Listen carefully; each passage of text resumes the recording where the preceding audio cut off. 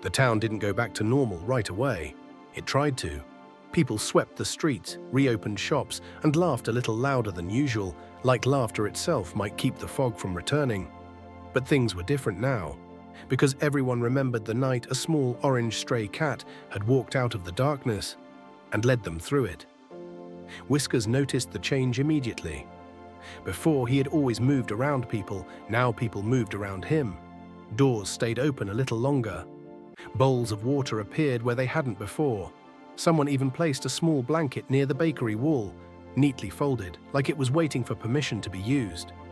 Whiskers didn't ask questions, cats rarely do, but he felt something new settle into his paws as he walked the streets.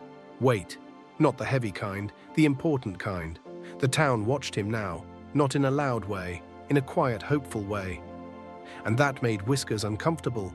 He hadn't meant to become anything. He hadn't planned to be brave. He'd just known where to go when everyone else froze. Still, when the wind shifted at night and carried the faintest whisper of cold mist through the alleys, Whiskers found himself sitting a little taller, listening, watching, because heroes don't always look for responsibility.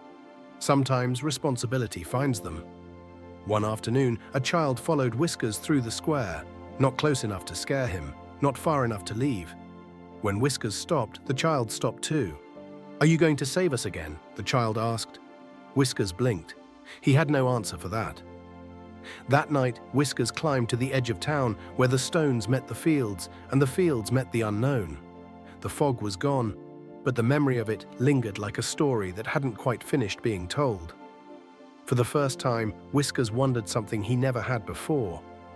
What happens after you're brave? He had always belonged everywhere and nowhere at once, but now the town felt different, like it was quietly asking him to stay. Whiskers curled his tail around his paws. Belonging, he realized, wasn't about being owned. It wasn't about being named or fed or thanked. It was about choosing to stay when you could leave. As the moon rose, Whiskers turned back toward the warm glow of the town. He walked slowly, deliberately, past familiar corners and quiet streets. He wasn't guarding anything tonight. He wasn't saving anyone. He was simply there. And somehow that felt just as important. Because if the fog ever returned, and stories have a way of doing that, the town wouldn't be alone. And neither would Whiskers.